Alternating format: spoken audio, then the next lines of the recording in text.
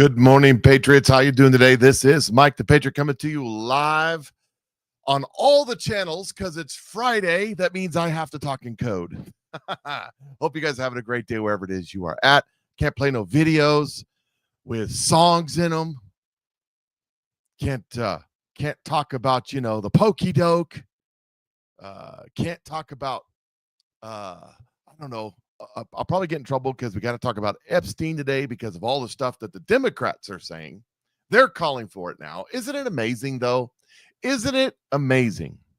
This time last year, if you'd brought up Epstein, all of the Democrats would have said, that's not a real thing. That's nothing. Oh, that's just, I bet you believe in ping pong pizza too. Brr. And now all of a sudden, they're all screaming and hollering for Donald Trump to release the Epsteins. Why didn't you do it last year? Anyways, this is the day that the Lord has made, and I will rejoice and be glad in it. And the word of the day brought to us by Marina in the Woods is Ezekiel, as presented by the Lord, is Ezekiel 21, 1 through 17. Trying to get my old eyeballs to read the small writing on my little tiny itty bitty computer. If things go my way, that's not right. If things go God's way, maybe I'll have a bigger computer when a new studio. We'll see what happens. We'll see what God does. By the way, yesterday we launched the products. We launched our collagen, our snow collagen. So it's a powdered form of collagen. It's odorless and tasteless. You can mix it with any beverage, coffee. You can mix it with your juice in the morning. You can mix it with water. You can mix it with any beverage. And it is the premier state-of-the-art in collagen right now. One of the things that Neuva is doing, one of the things that is one of their guiding principles that when they put this thing together, they said this is who they want to be, their identity, was that they want to give value in multiplication of stackable products. So what does that mean? Well, instead of just giving you collagen, they're giving you the snow mushroom, which work together and multiply the effects. Instead of giving you the sloop enzyme in their Neuva body, they're also giving you a couple other enzymes that when stacked together rev up the performance. If you go to a high-end nutritionist when it comes to sports and that kind of thing, like Kansas City Chiefs, sports people, the doctor will prescribe these two ingredients because they work good by themselves, but you put them together and they rev up. So just wanted to say we've launched that. And here's the good news. According to my friend John, who's one of the founders of the company, they've got 3 other, I can't say the peppy word because of compliance and FDA, enzyme type products. Supplements. They got 3 others in that family that are coming out. They're going to be rolling them out. They also have other collagen products they're going to be rolling out. So this isn't the end. This is the very, very, very beginning. Let me tell you something. Many of you have already signed up. It's an opportunity. It's a ground floor opportunity. And if you want to know, and if you already signed up and you're like, I just don't know what to do, send me a message. I will get you plugged into everything you need to get plugged into, and I will help you with the limited knowledge I know, and then I'll let John help you with all, because he's made millions in this industry, and he's helped others make millions, not just 1 or 2, like hundreds of people. So surely it will work for you. Okay, that's the end of the infomercial. Moving on. It's Friday. I'm broadcasting everywhere. So it is what it is. Babylon Bee this morning. Say hi to all my friends over on Facebook. And I'm even on YouTube for some reason. I guess I'm just trying to get kicked off. I don't know. I'm over on YouTube for some reason. And I just want to say to all my my friends on those channels, go over to Rumble and go over to the Patriot Mike Show on Rumble and watch it over there. That's all I got. If you don't want to do that, go to X. I'm there every single day. Some of you, where are you at? You're not on during the week, only on Fridays. Yes, because Facebook sucks. Every single one of my posts, I get a notification and they downgrade it. I was going to post this and I didn't post it, but I should have. I took a screenshot. I got a notification from Facebook that my picture and commentary on Facebook gets 485% more views than my videos. Just wrap your brain around that. 485% more views on my commentary where I write stuff, where you like have to physically read it. 485 more views. Percentage more views. I have to ask you, why do you think that is? Because they suppress the video. They don't want you seeing the video. They don't like my opinion. They're not suppressing the other stuff as much. Anyways, just thought I'd say. It's fun. Good times. I don't care. Facebook sucks. It's like old Rain Man. Facebook sucks. Counting cards. Here's Babylon B. Winning. Trump announces Mexican Coke will now be made in America. That's right, ladies and gentlemen. Here it comes. And yet another sign of the golden age being ushered in under his administration. President Donald J. Trump announced that Mexican Coke would now be made in America. And a landmark move came flowing on an intense period of negotiation as Trump sought to bring the best tasting version of Coca-Cola to the United States. The president stated that the change would play a critical role in making America great again. Mexican Coke will be brought back in the United States where it belongs. The president posted on Truth Social. For far too long, the most delicious Coke has been made in Mexico. Such a travesty. I spoke with Coca-Cola today, and I'm proud to announce that starting immediately, Mexican Coke will be made right here in America. It should. Many people said it couldn't be done. Biden should have done it, but he couldn't make it happen. Sad. Coke tastes much better out of glass bottles. Make Mexican Coke American again. Thank you for your attention to this matter. Industry experts said Mexican Coke's move to being produced in America would create a seismic shift for Coca-Cola drinkers in the U.S. To the delight of Trump supporters, Mexico has no business being the place where Mexican Coke is made, said one mega voter. America is where Mexican Coke should have always been made. No more outsourcing our Mexican Coke, producing jobs to Mexico. God bless you, President Trump, at publishing time. Publishing time. Trump reportedly in intense negotiation with PepsiCo to bring back Crystal Pepsi. I mean,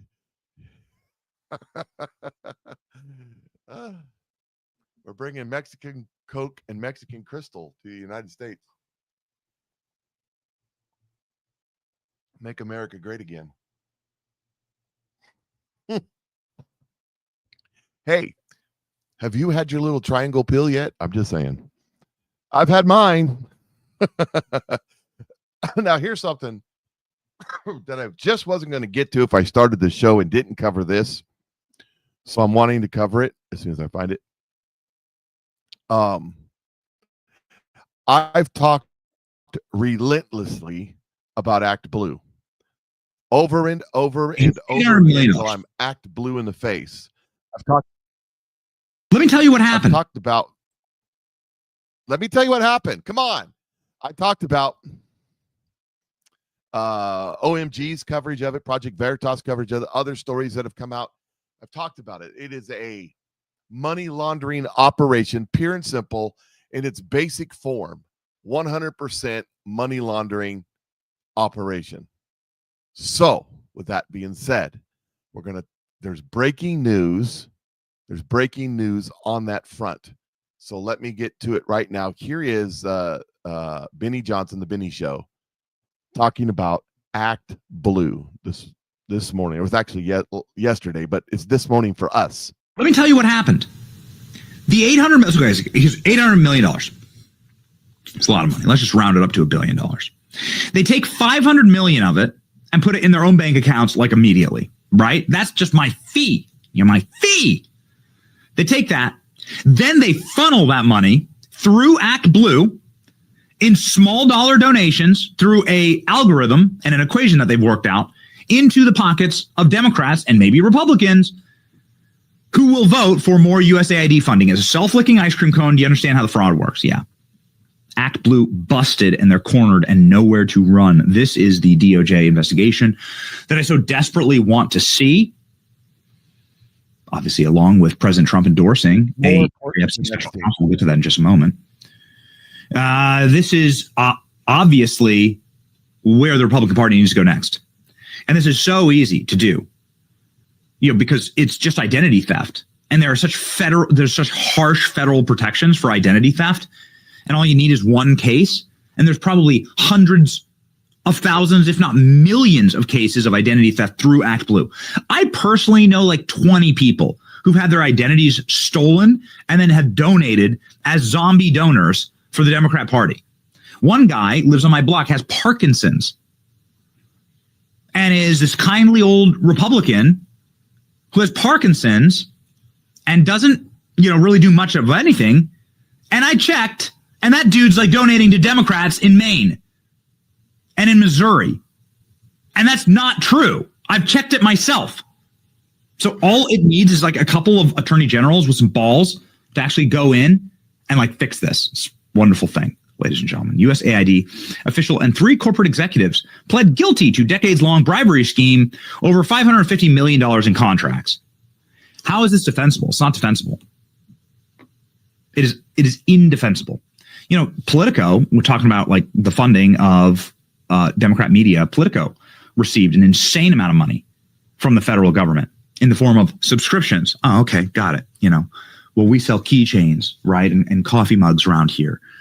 And so why can't the Trump administration just go buy hundreds of thousands of Benny Brigade subscriptions or memberships?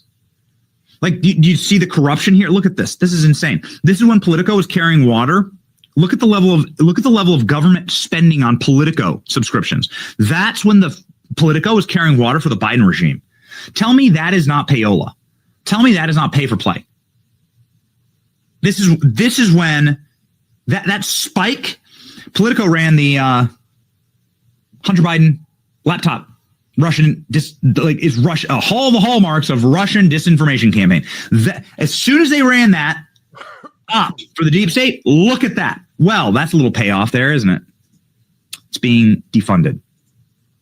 It's a beautiful thing, and it's more important than ever. We really don't need any more government-funded media. There's the Act Blue scandal is as big, if not bigger, than the auto pin scandal. And it's probably connected. The Epstein stuff, and we're going to cover some of that maybe today.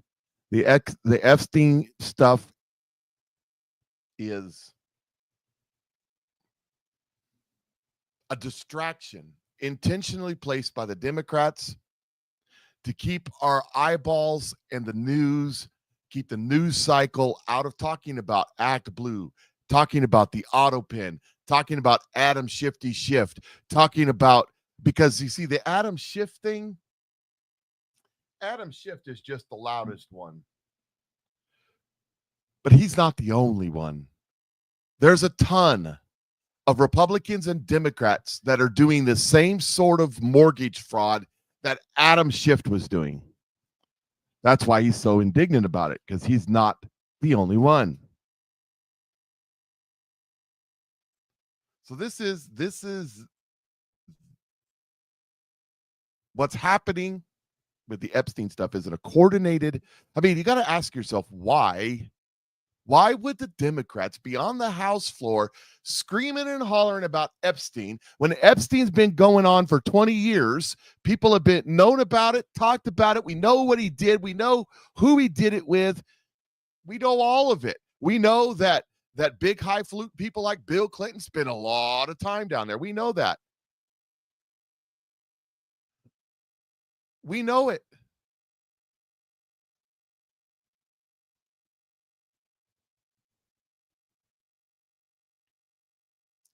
So that's the distraction. And it's distracting us away from the real stuff, the stuff they're desperately afraid of. And I mean that when I say it. These people are scared of what's coming from the Act Blue. By the way, there's Red Wave too, which is the Republican side, and they're doing the exact same thing. This is money laundering 101. They said somewhere around $21 trillion in our government through all the different agencies has gone up in smoke, and nobody knows where it went. Well, it's them. It's them laundering the money back to them.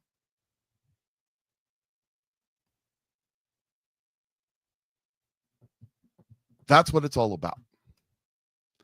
And I truly believe what Donald Trump was trying to do is he got exactly what he wanted.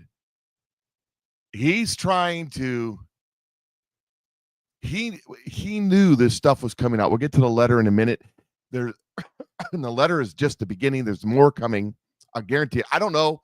I don't have no sources. It's just a gut feeling. It's just looking at how they've done it in the past. They've got 4, 5, 6 bam, bam, bam stories about Donald Trump and Epstein, Donald Trump and Epstein, Donald Trump and Epstein, Donald Trump and Epstein, which is why he came out and said that it's fake news, that it's a hoax. And he started labeling it up front, just like he did with Russia. He knows it's coming. He probably knows exactly their playbook. He knows it's coming.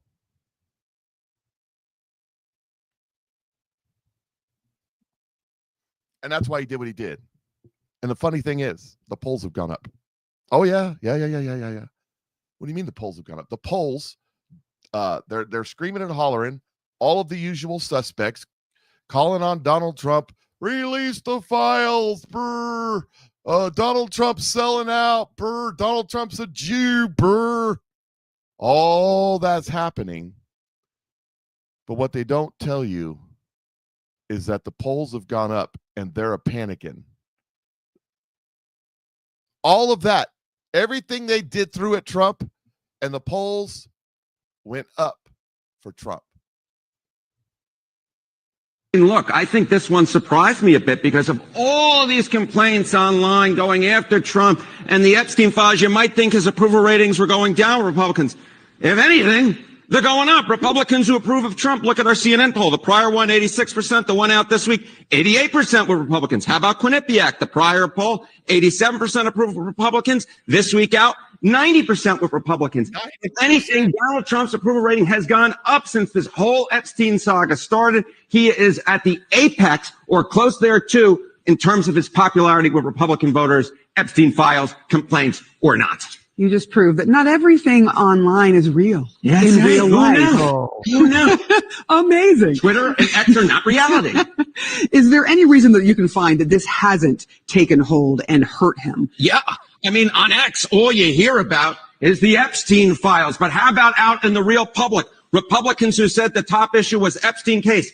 The answer is one, and not 1%. One responded. This is a great little finding that Ariel Edwards-Levy, who of course is part of our polling unit, found. Just one single Republican said that the nation's top problem is in fact the Epstein case. Not much of a surprise that therefore Donald Trump's approval rating has not suffered with Republicans because of the Epstein case. Because the bottom line is most Americans say it's not high up on their priority list. One of the things that's happened, okay, prophetic word going back 10 years, a boomerang event. that they will set a trap for Donald Trump and it will catch them in their own snare. One of the things that's happening right now,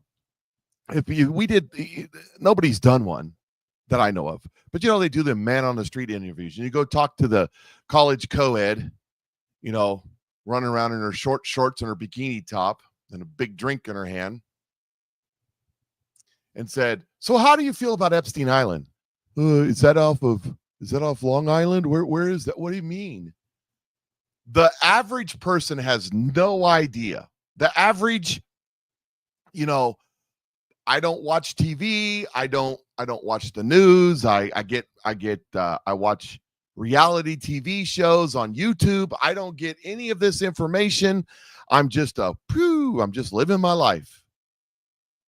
5 o'clock somewhere. The average person has no idea. If you said Epstein Island and kids, they wouldn't get it. It would be like, what? Huh? They have no idea. None. But what's happening with the media bliss right now is everybody goes, Epstein? I wasn't going to talk about Epstein first, but I guess I am. Epstein? What you talking about, Willis? What do you mean? What, he had kids on his island and Bill Clinton would go down there and diddle them? You mean like Diddy? I thought that was Diddy. Diddy's doing the diddling. No, Epstein was around before Diddy. Oh, I didn't know that. He's the one that didn't kill himself? Yeah, that's the guy. Yeah. And his girlfriend's in jail? Yeah. What's she in jail for? Well, for trafficking kids. But the people that were trafficked too, they're not in jail? Nope.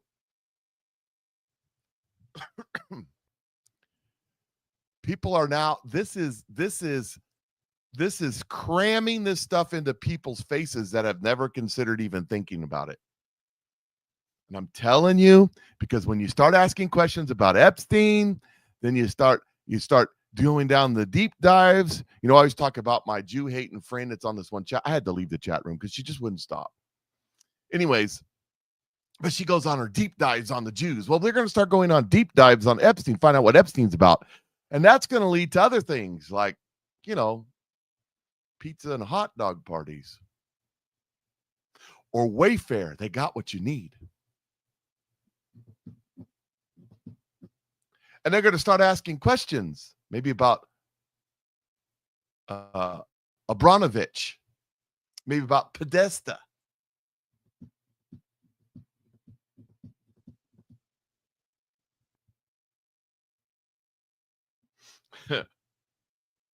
We here are not ordinary people, says Mike. He says, we are edumacated. Speak for yourself. I ain't got no edumacation. Anyways, let me get to the show that I was going to do. Because, oh my goodness, we are in an interesting place and an interesting time, are we not? So let me start with this.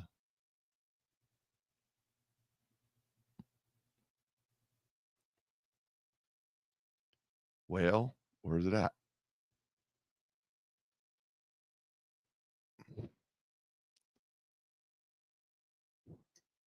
Well, that's why.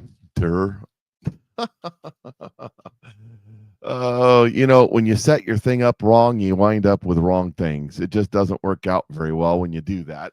I'm just saying. Let me get into the right place. I'm totally wrong. Here it is, right here. Just some stuff that come across the news last night.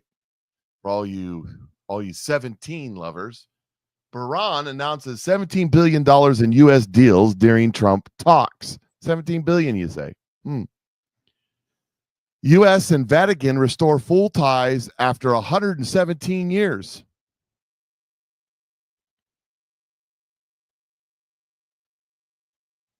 Just in, only 17% of voters say they approve of the way Trump is handling the Epstein files, according to a Quinnipiac poll.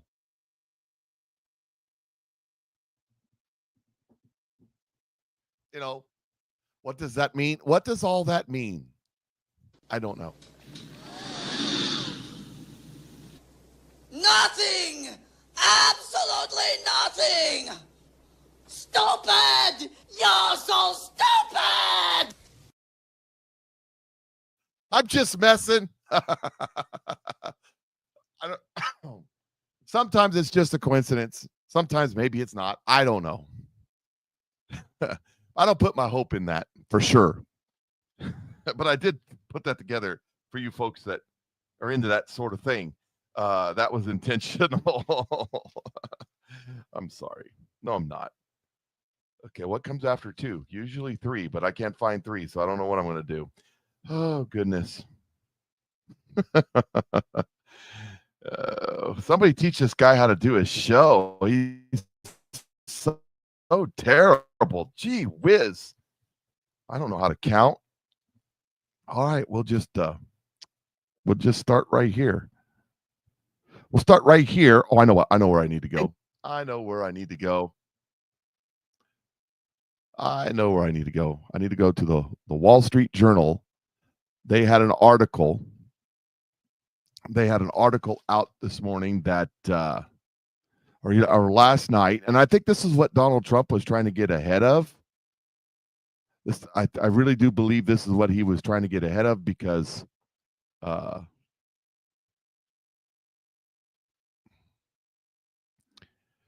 they come out with this article about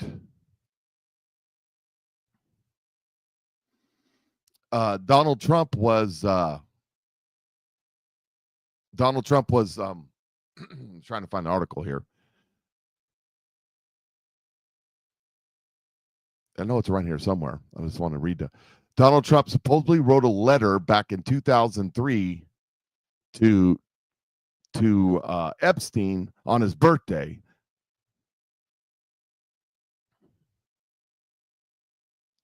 And I'm not finding this letter.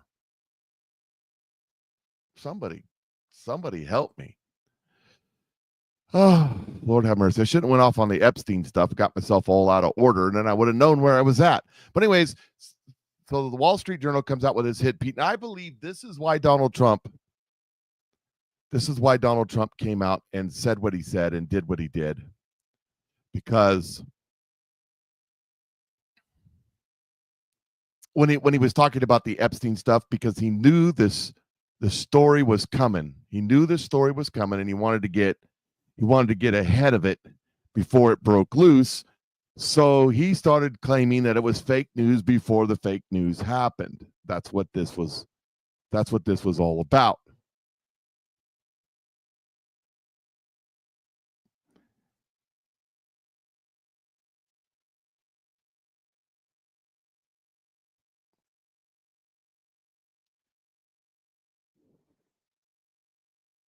Trying to find the doggone Wall Street Journal post, and I cannot find it. I may just move on from it.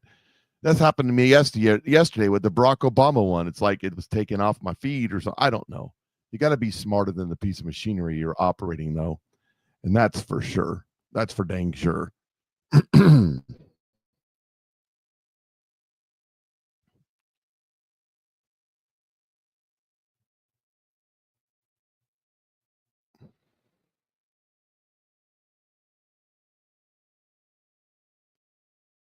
Yeah. Anyways, we'll just start this. So this is what the Wall Street Journal put out. This is a excerpt from the article. Supposedly Donald Trump wrote this letter, typed this letter to Epstein in 2003. Isn't it clear how the letter with Trump's it isn't clear how the letter with Trump's signature was prepared. Inside the outline of a naked woman was typewritten note styled as an imaginary conversation between Trump and Epstein, written in the third person, voiceover. There must be more to life than having everything, the note began. Donald, yes, there is, but I won't tell you what it is. Jeffrey, nor will I, since I also know what it is. Donald, we have certain things in common, Jeffrey, yes, we do. Come to think of it, Donald. What is that? What is that word? Igmans? Whatever. They never age. Have you noticed that? As a matter of fact, It was clear to me the last time I saw you.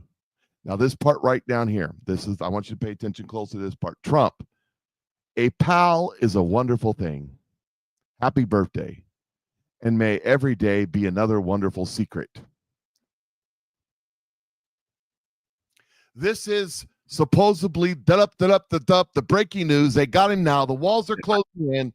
It's all over. It's all over but the crying. Donald Trump's all washed up now. He's connected to Epstein. This is the Wall Street Journal's big.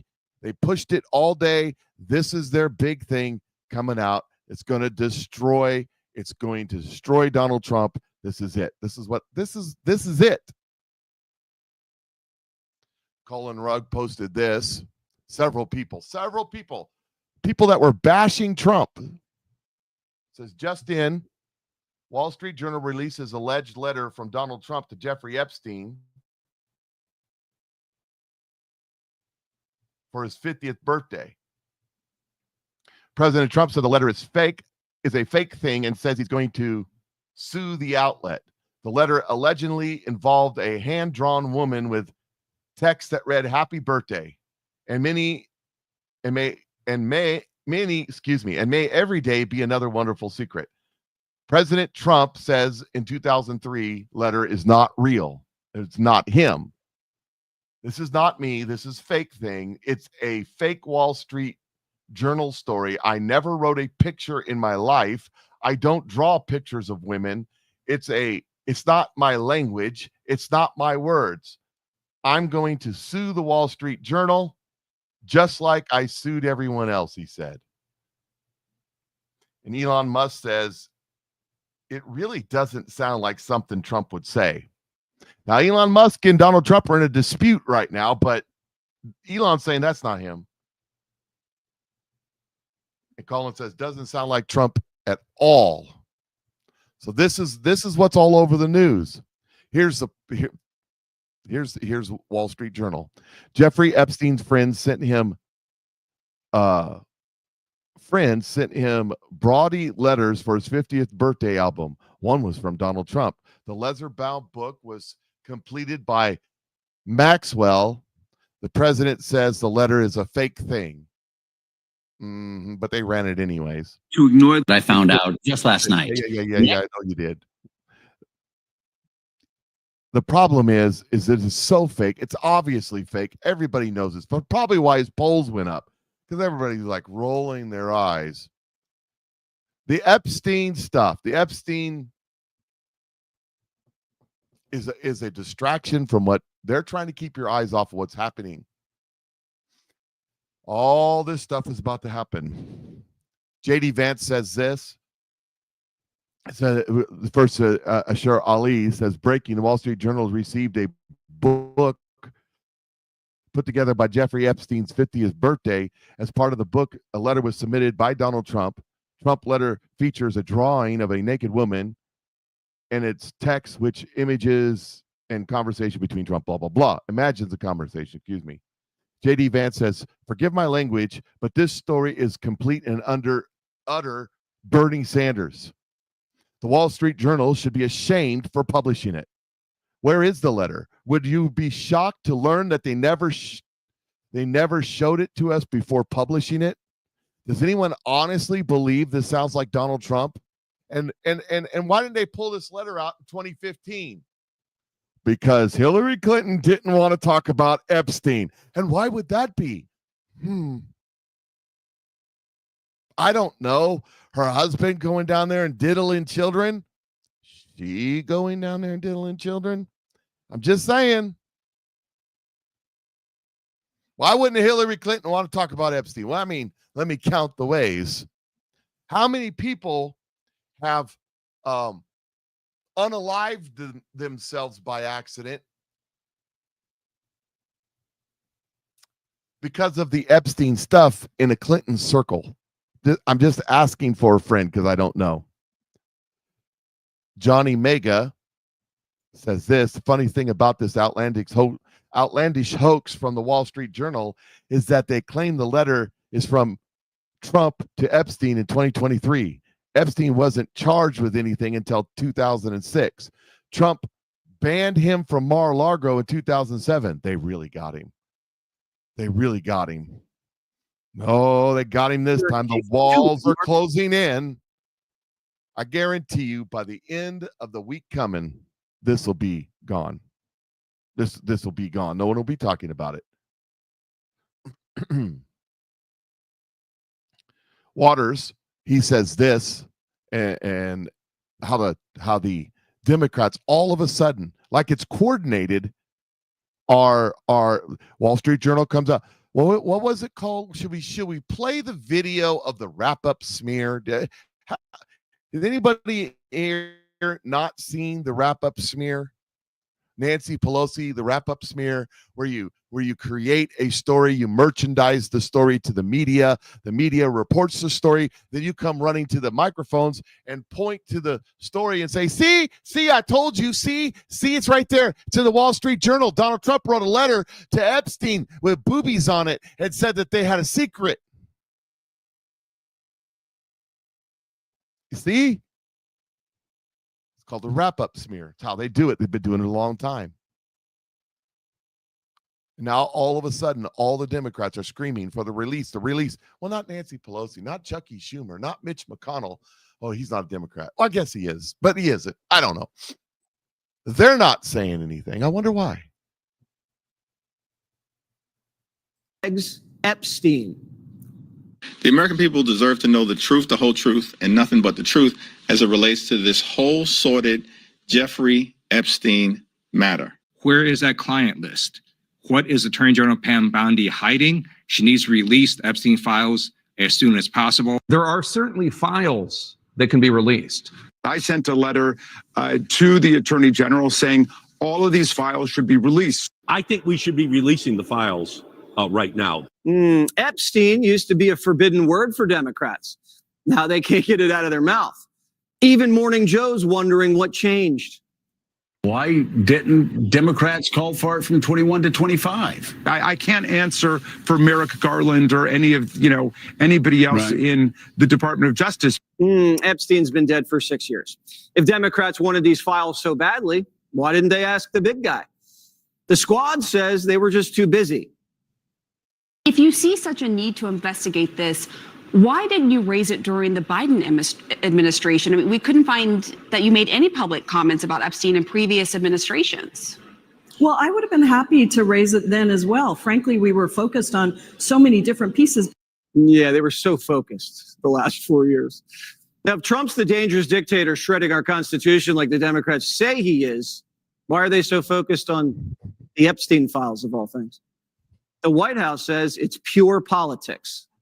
The fact that Democrats have now seized on this as if they ever wanted transparency when it comes to Jeffrey Epstein, which is an asinine suggestion for any Democrat to make. The Democrats had control of this building, the White House, for 4 years, and they didn't do a dang thing when it came to transparency. It was this president who directed the Department of Justice and the Attorney General to do an exhaustive review of all files related to Jeffrey Epstein, which they did. The left doesn't care about Epstein. They never have. And they definitely don't care about the victims or the corruption or the cover-up. They're just now doing the opposite of what Trump does. If Trump releases files that show Bill Clinton up to his ears in underage girls on Pedophile Island, the Democrats better be careful what they wish for. There's nothing righteous about what Democrats are asking for. It's just another political attack.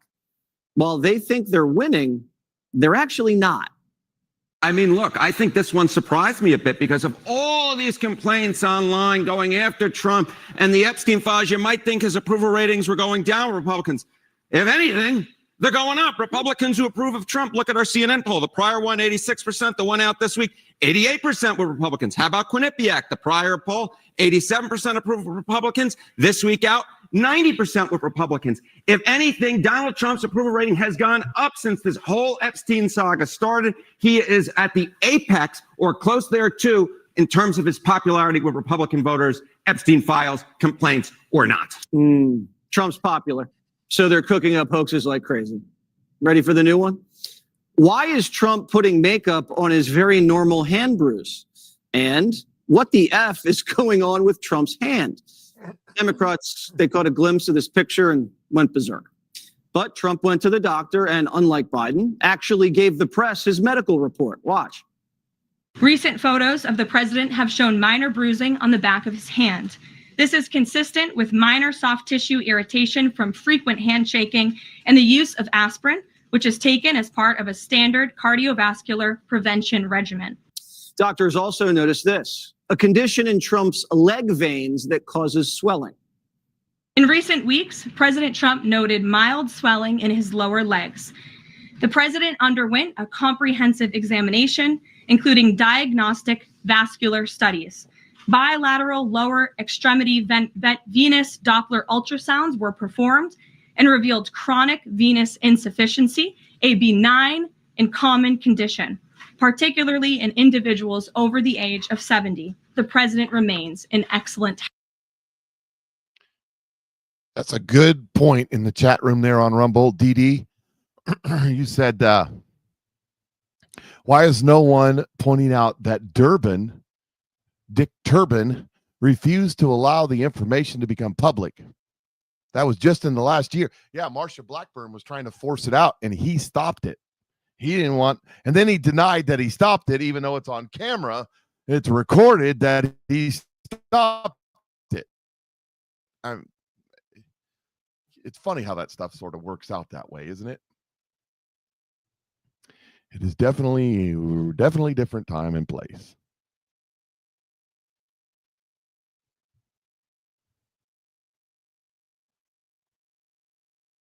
You know, they're distracting you with this Epstein stuff. And this is why. And much to the chagrin of a whole abhorrent industry of child trafficking that prospered from the open border policies of the Biden administration for 4 years, 2021, 22, 23, and 24. Much to the chagrin of these people that made bank, man. We're coming after them. And this executive branch is building criminal files. So I hope they're watching, and I hope they're frightened, and I hope they're getting their affairs in order, hiring their liberal attorneys to defend them, starting to shuffle their money around. We'll find it.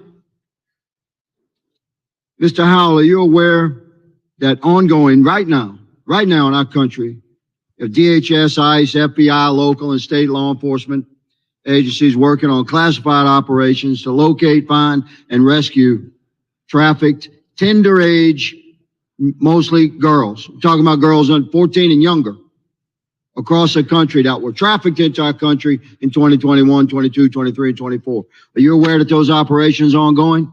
Yes, sir. They're trying to find the children the Biden administration lost. Thank you, Mr. Howell. Ms. Hopper, are you aware? I am. Mr. Rosas? Correct. I'm aware. Thank you. Would you be surprised at according to my research, which will very soon be revealed next week? They've rescued so far 35,000 tender age kids. How you like that? Now, according to Ms. Hopper's research, which I find fascinating, everybody up here should, 70% of the documentation turned in by so-called sponsors, which were lined up by who? The NGOs. Through who? Primarily HHS. There's a pipeline, man. We fed a pipeline of tender age children into sex trafficking and slave labor into our country. We're finding these kids. We're tracking this fraudulent documents. You're right, Ms. Hopper. My research showed a little bit less, 65%. You said 70%. I'll go with 70. So be advised. Be advised.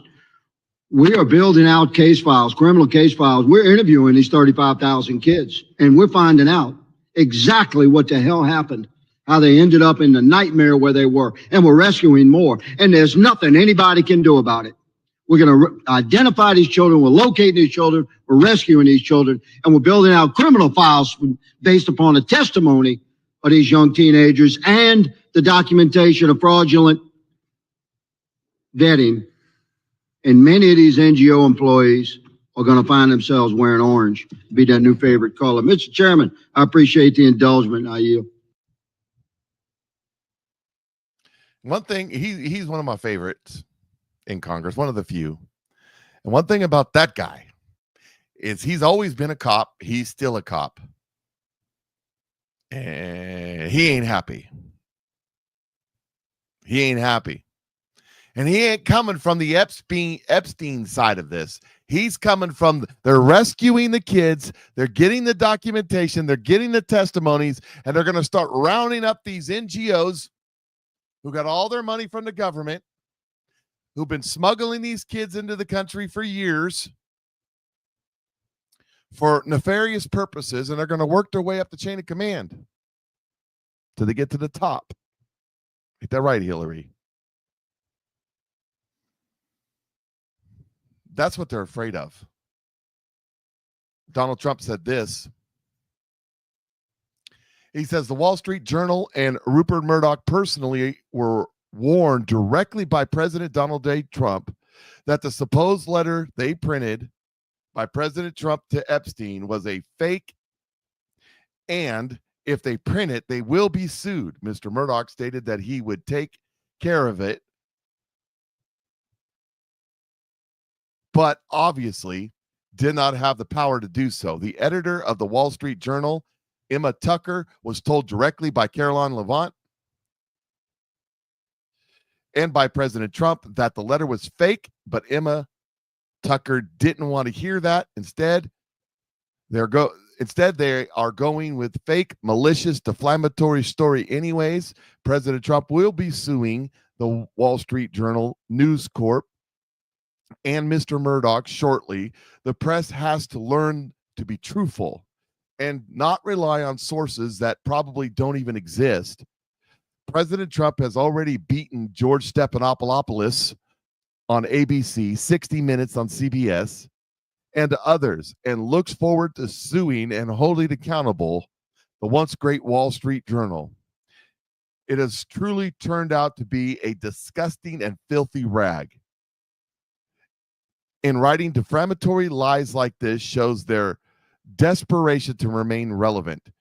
If there were any truth at all on the Epstein hoax as it pertains to President Trump, this information would have already been revealed by Comey, Brennan, Crooked Hillary, and other radical left lunatics years ago. It certainly would have not sat in a file waiting for Trump to have won 3 elections. This is yet another example of fake news. So Donald Trump says he's going to sue him. He's not going to get to. They're going to settle. The question is how many zeros come after the comma.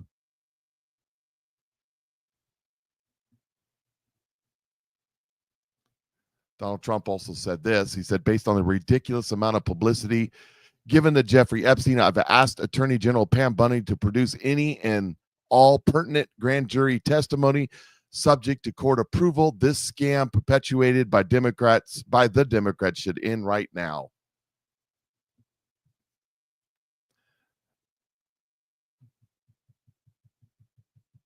Grand jury testimony would be interesting from the witnesses.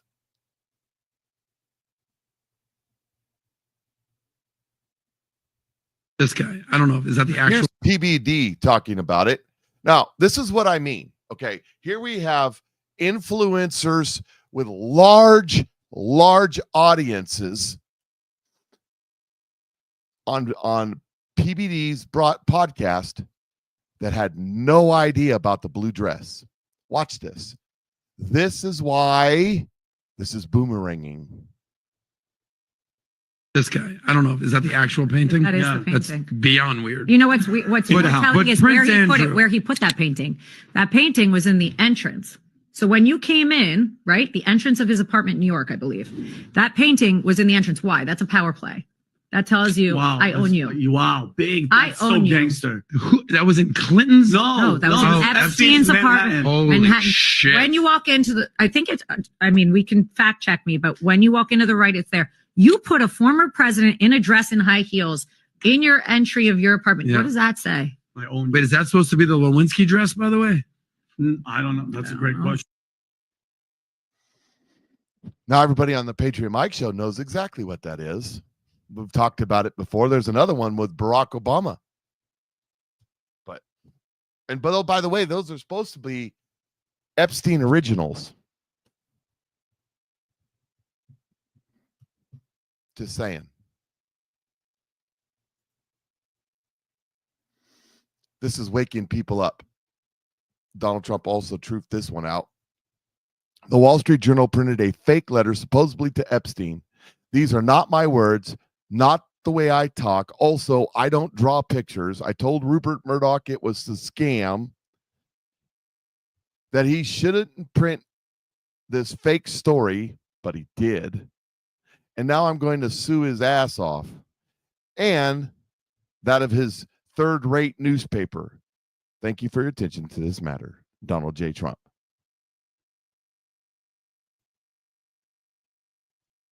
Well, here's something. Let's talk. Well, we'll get to that stuff maybe in a minute. Maybe in a minute. But first this. Oh, I told you about Barack Obama. So there's been rumors floating around that Obama was dating Jennifer Aniston, and that I don't believe unless, well, anyways, I'm not going to go down the rabbit hole on that one. Aniston, excuse me. And that they were living apart, and that Mike was a woman. I mean, Michelle was a woman scorned. Well, they're trying to put it together for political purposes. And did you know that Michelle has a podcast with her brother? Did you know she had a brother? Anyway, they're on the podcast, and they bring on Barack Hussein Obama, and he says this.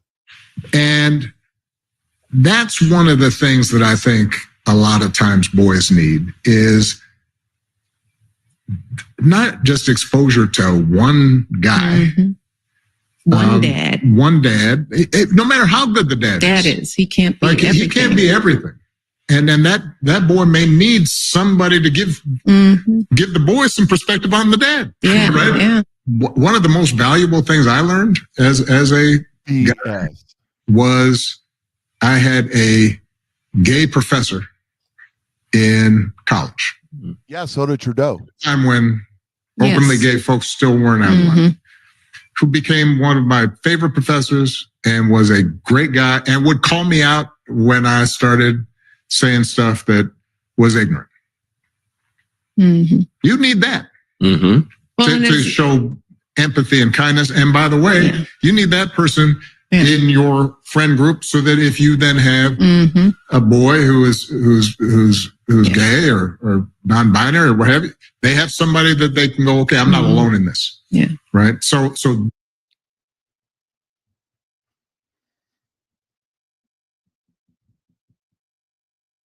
now I have a ton of questions that I don't want answered. No.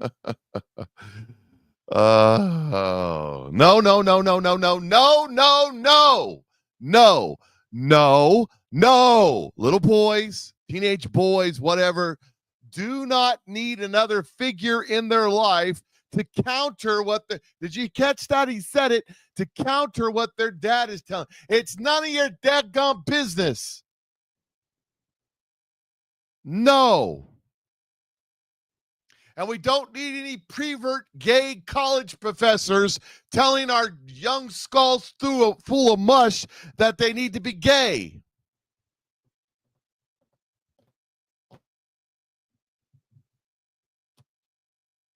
Of course, Barack Hussein Obama knows all about being gay.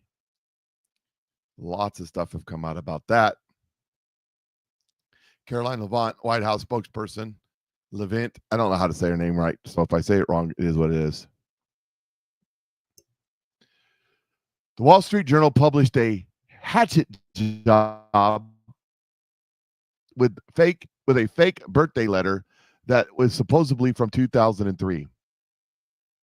This is like the Steele dossier that kickstarted the Russia hoax all over again. The Wall Street Journal refused to show us the letter and conceded that they don't even have it in their possession when we asked them to verify the alleged document. They're basing their entire fake story on the letter they don't have. When has President Trump ever spoken like the conversation alleged in the fake Wall Street Journal story? That's not at all how he speaks or writes. I mean, come on, man. I mean, that point right there. You know, it's not like we have any examples how Donald Trump writes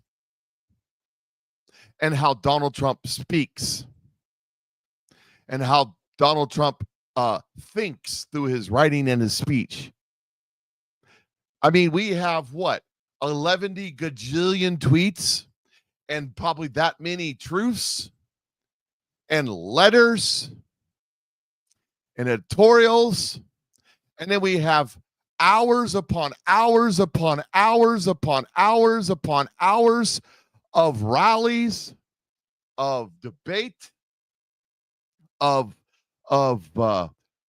taking press questions to find out the patterns of Donald Trump's speech, Donald Trump's writing. It's blatantly obvious he didn't do this, but I'm going to show you in a minute. It's also blatantly obvious who did.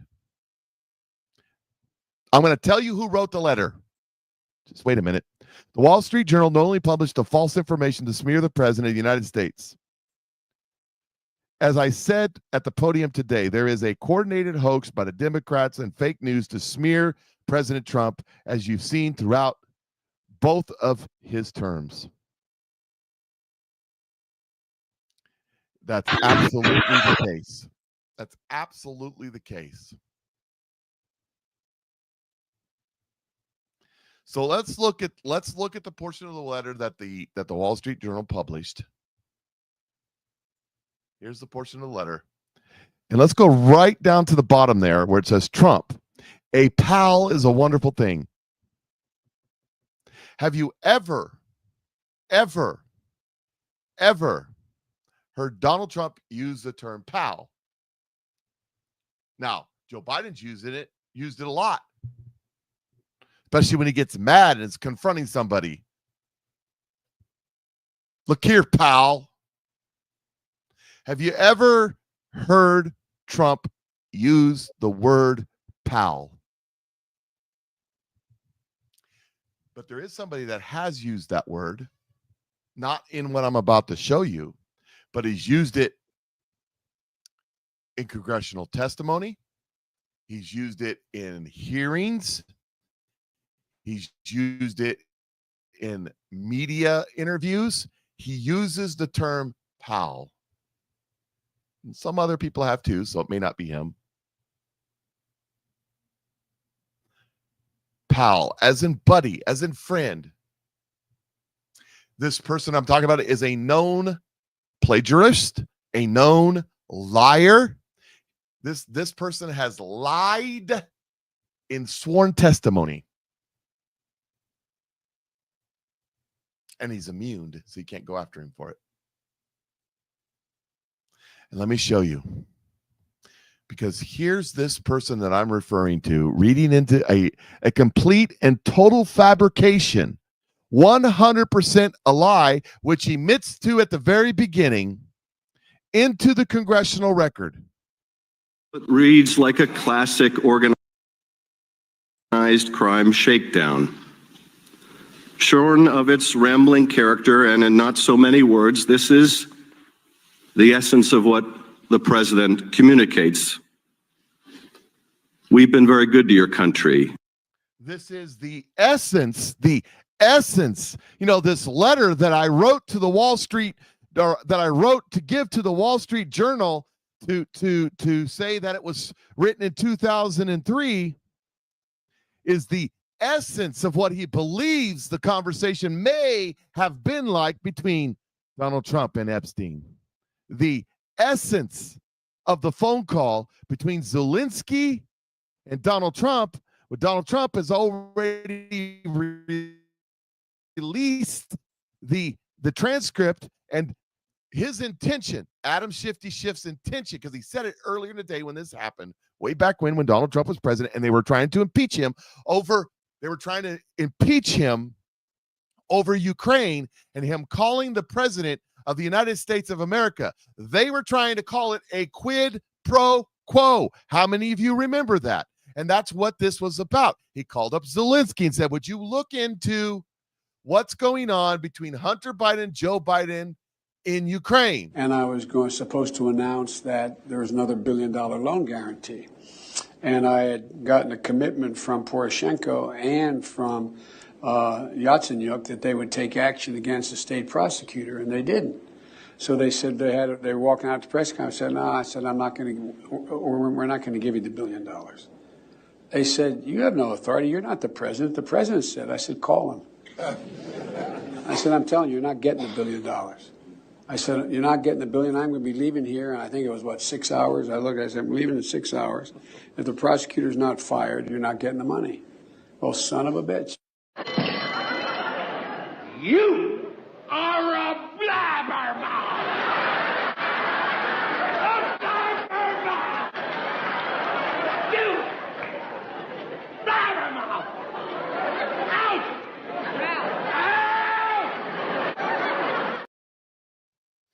That finishes, for those of you who may not watch the Patriot Mike Show, well, son of a bitch, they got the money.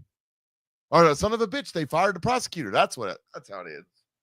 They fired the prosecutor that was looking into his son.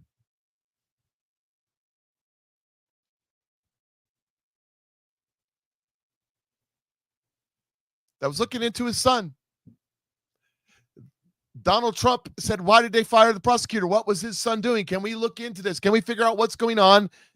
Then Adam Shifty Schiff chaired the committee to impeach Donald Trump, and they did impeach him. He did not get removed in the Senate. They did impeach him because Joe Biden got the prosecutor fired in a quid pro quo. You don't get the $1 billion if you don't fire the prosecutor that was looking into the son doing all this nefarious stuff that basically Russia went to war with Ukraine over. Hello. That's why I've contended all along that the Rona wasn't made, might have been released, but it wasn't made in Wuhan. It was made in Ukraine. In the 12 biological research facilities that, isn't it weird? Marco Rubio, who's now Secretary of State, in a congressional hearing, asked, and I just totally her name just went out of, Victoria Nuland, who was the head, she was the front girl for Ukraine when the Ukraine war started. She said they had biological research facilities. All of that is what the impeachment of Donald Trump, the second impeachment hoax number 2, was about. They impeached Donald Trump because of what they did. So Donald Trump releases the transcript. Before he released the transcript, Adam Schiff was going around to all of the media telling them that he's got what Donald Trump told Zelensky and he's going to read it in the congressional record. Donald Trump releases the transcript. Then Adam Schiff does this, saying, in essence, meaning this is a complete fabrication. I made it all up. None of it is true. Whoa. How about I unmute this thing? That'd probably be helpful. We'll try that again. We've been very good to your country. Very good. No other country has done as much as we have. But you know what? I don't see much reciprocity here. I hear what you want. I have a favor I want from you, though. And I'm going to say this only 7 times, so you better listen good. I want you to make up dirt on my political opponent, understand lots of it. On this and on that, I'm going to put you in touch with people, not just any people. I'm going to put you in touch with Attorney General of the United States, my Attorney General, Bill Barr. He's got the whole weight of the American law enforcement behind him. And I'm going to put you in touch with Rudy. You're going to love him, trust me. You know what I'm asking, and so I'm only going to say this a few more times, in a few more ways. And by the way, don't call me again. I'll call you when you've done what I asked. Except that's not at all what happened. It's not. It's not how the phone call went at all. He did ask Zelensky to look into what was going on with the Bidens. He's reading a letter that he wrote he read this into the congressional record. And it's a complete and total fabrication. I've heard this man use the term pal many times. So using my Wall Street Journal level of journalist practice and reporting, I am declaring the author of that letter between Donald Trump and Jeffrey Epstein is none other than Adam Shifty Schiff. But you can't say that. You can't say that. How can you say that? Well, how the heck can they say that? They don't even have the letter. They made it up out of whole cloth, or they got it from Adam Shifty Schiff and just put it out there as if it's the God awful? No, that's not the word I'm looking for. God honest truth.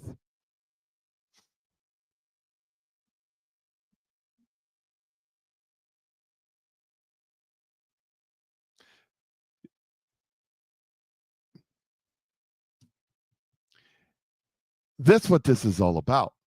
I told you this is a cover-up, and Adam Schiff is a liar extraordinaire, would not put it past him or one of his staffers, whatever. Mike, you can't say that. I'm an opinion show, and I'm giving my opinion. And by the way, if the Wall Street Journal can make stuff up out of whole cloth, if Adam Shifty Schiff can read into the congressional letter, a letter that's completely fabricated, I can make stuff up too. But this is just a gut feeling. When I saw that word pal, immediately I heard in my head Adam Schiff's saying that last line. I immediately heard Adam Schiff's voice, his cadence, reading the last line of the letter. A pal is a wonderful thing. Happy birthday, and may every day be another wonderful secret.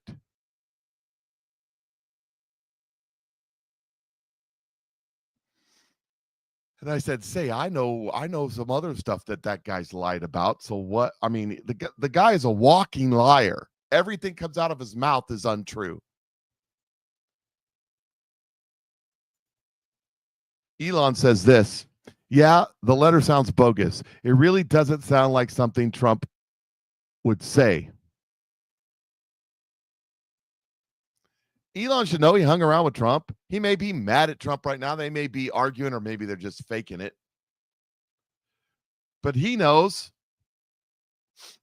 He knows. So Adam Shifty Schiff went on Late Show. And here's what he has to say. He's very upset that Donald Trump is investigating him. What are they investigating him for? What I've been talking about for over 2 years with Adam Shifty Schiff, that he is a permanent resident of Maryland, Baltimore. Actually, he's Potomac. Isn't there a Potomac city called Potomac? That's where he lives, right there in the D.C. Beltway. He has a token house in California, but his children go to school in Maryland. His wife has got a job in Maryland. He is not a citizen of California. Constitutionally, he cannot hold office. And I've been talking about it for 2 years. Well, now they're investigating him for mortgage fraud. Because two things cannot be the same. It cannot be his permanent residence and be in Maryland and live in California. according to mortgages. That would have to be his second home, but for mortgage purposes, so he gets a better interest rate, a better insurance rate, and everything else, he says it's his permanent home. It's where his kids go to school. So either he's committing mortgage fraud or he's ineligible to be a senator. It's one or the other. Can't be both. But here he is on the Late Show last night. By the way, it's being canceled. The Late Show. And this is what he says. Well, let me just say this, in case I was ambiguous. The president, as you know, has been going after me within the last couple of days. Ever since I led his first impeachment, he's threatened me with jail and prosecution and called me a traitor, accused me of treason, blah, blah, blah. He coerced Republicans into censuring me in the House, and now the latest attack on me. So I just want to direct this, if this is the right camera, or maybe that's the right camera. That's the right camera right there. Donald, piss off. Donald, piss off. Me, you can't come after me. Me, I'm above the law. But isn't it you that kept saying nobody's above the law? See, the thing is, if you can't do the time, don't do the crime. The question I have for you, if I was able to go to Congress and ask questions, this is a question I would have for Adam Shifty Shift. Which is the truth, sir? Is your permanent residence in Maryland where your kids go to school, or is your permanent residence in California? Because if it's in California, you're committing fraud in Maryland. And if it's in Maryland, you need to resign because you can't hold office in California. Run in Maryland. Become the Maryland senator.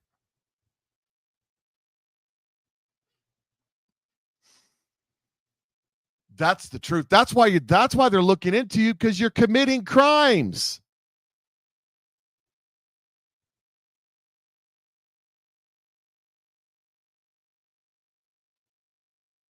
That's what this is all about. Elon Musk asked if the letter is true. Gronk, is the letter most likely fake or true? Gronk says most likely fake. The letter's cryptic third-person script doesn't match Trump's direct style or known handwriting. He uses Sharpie notes, and he does, probably because he can't see up close like me. No photos for signature verification, and the allies confirm it. Uncharacteristic. Wall Street Journal claims DOJ review, but timing amid Epstein file controversy raises doubts. Trump's strong denial lawsuit threat support this. So, of course, you can't use Gronk for none of these AIs are 100% accurate, but it's just verifying what we already know. And here's a funny post. As this letter comes out, Dan Scavivo posted this. He hasn't posted in 10 days, and a lot of the people that follow him, because they think he's, always sending signals, hasn't posted in 10 days, and this is the post he makes yesterday after the story comes out. Hell yeah, NPR and PBS. We'll get to the NPR and PBS stuff in a minute. I promise. Not right now, though. Adam Schiff went on to the Late Show with Stephen Colbert, and he says, just finished taping with Stephen Colbert, who announced his show was canceled. Paramount canceled his show, they said, for financial decisions, and that financial decision is nobody's watching the doggone show, so they can't sell advertising, and Paramount is going broke. But other than that, by the way, who started Paramount? Anybody know? I'll put a question out there. Who started Paramount production? Who started that? Trivia, Hollywood trivia question of the day. If Paramount and CBS, this is Adam Shifty Shift, or should I say Pencil Neck Adam Shifty Shift. And I'd play that song for you, but I'm on YouTube and Facebook right now, and I can't play that song. You know the one, Pencil Neck Geek, a greed-eating freak, a scum-sucking peahead with a lousy physique. He's a one-man, no-good losing streak. Nothing but a pencil neck geek. But I can't play that song. Anybody got a guess on who started Paramount Pictures, Paramount Productions?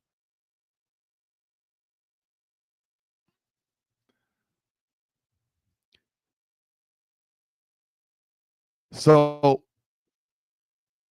it's We the Media says he was only on the air in the first place for political reasons. Yeah, because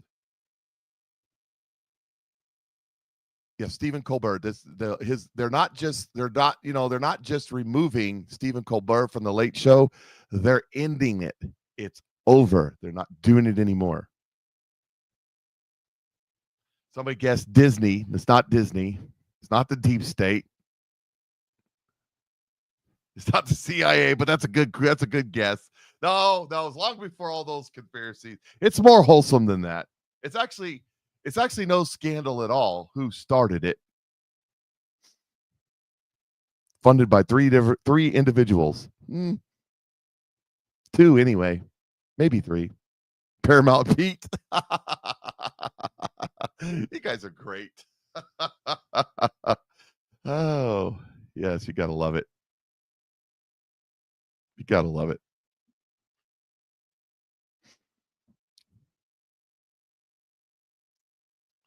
CBS eyesore. Jimmy Kimmel blasts CBS. Nobody saw it because nobody watched that show over the Late Show cancellation as he supports pal. Maybe it was Jimmy Kimmel. Stephen Colbert. Fiddle you. Okay, I'll tell you. Who started Paramount? Lucy and Desi Arnaz. Lucy and Desi Arnaz started Paramount. You know what else Lucy and Desi Arnaz did? Through their production studio, which became Paramount, they funded Star Trek. Lucy and Desi Arnaz funded Star Trek. Did you know that? The first with William Shatner, and when the ship's shaking, that was Lucy Desi Arnaz. And Lucy and Desi Arnaz created syndication. They created syndication because their contract, when they did the I Love Lucy show and some of the other stuff they did, took less money up front for a piece of the action in syndication, which nobody did. Nobody did syndication before I Love Lucy and Star Trek. And they made gazillions of dollars, and whoever is inherited their stuff is still making gazillions of dollars.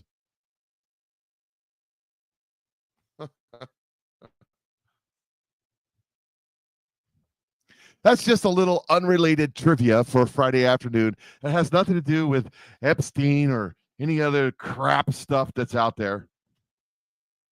Just a little bit of, information. Stuff that I don't even know how I know. Zoltran, not to change the subject, but to get this stuff, I got to just get it. We're just where we're at. So Zoltran was testifying about housing in New York City. New York. Yes, New York City. Here's what he said. See if you catch it. Good communists always. The platform is that every single person should have housing. And I think faced with these two options, the system has hundreds of thousands of people unhoused, right? For what?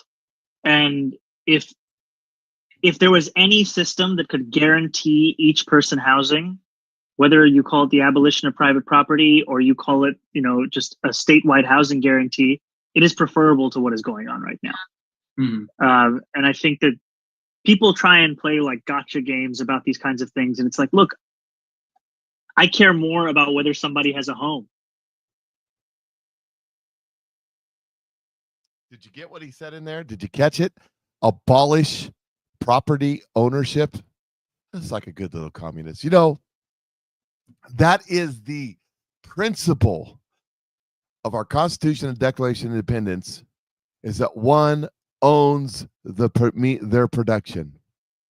One owns their property, whether it be physical, tangible property that you live on and farm on, whether it be intellectual property, whether it be any other kind of property. One owns their property, and the government can't do anything about it. What's he want to do? Abolish property ownership so everybody can have a house. Won't it be great? You'll own nothing and be happy, and we'll all live in our 762 square foot apartment in a giant skyscraper in the sky that we never have to leave. In fact, you can't leave if your credit scores or your not credit score, but your you know the score, your social score is not high enough.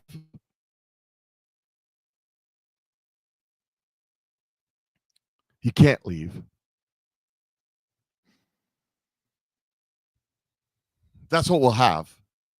It'll be great. By we all live in our 700 square foot. I mean, your entire family, you, your wife, your grown kids, and your parents all live in a 762 square foot apartment with a view of the trash heap.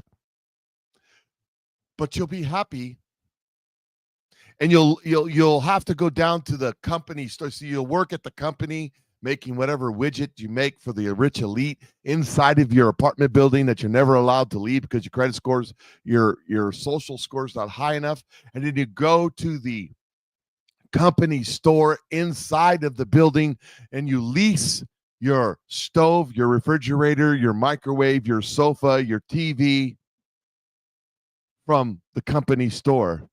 And the prophecy of the old song, St. Peter, don't you call me 'cause I can't go. I owe my soul to the company store, becomes true. Load 16 tons, and what do you get? Another day older and a deeper in debt. Yep, you didn't know that was a prophetic song of the New World Order, but now you know. And then there was this story. And then there was this story. So this is a news reporter, again from CBS, who was at the assassination attempt of Donald Trump, where God turned his ear. The prophecy was given about a year before. I will grab Donald Trump by the ear and turn his head. If that's not a wild prophecy,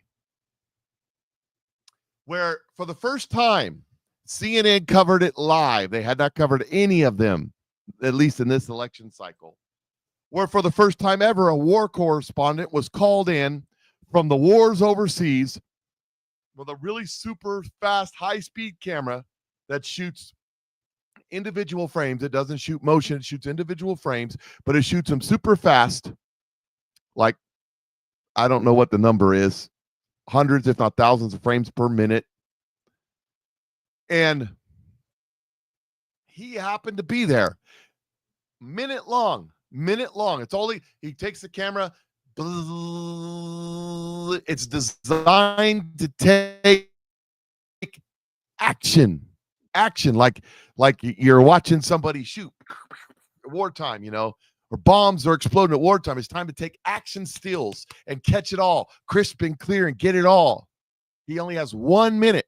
He just goes for that 1 minute and hoping he gets the shot. How did he know this to start the camera in that minute to get the shot of the bullet going supersonically by Donald Trump's head in the blue sky? You remember that? So anyways, this CBS reporter, he's talking about how scared he was and how dangerous was and how the mega people wanted to kill him. He's suffering from PTSD. For those of us there, it was such a horror because you saw an emerging America. And it wasn't the shooting, Chuck. I got diagnosed with PTSD within 48 hours. I got put on trauma leave, not because I think of the shooting, but because you saw it in the eyes, the reaction of the people. They were coming for us.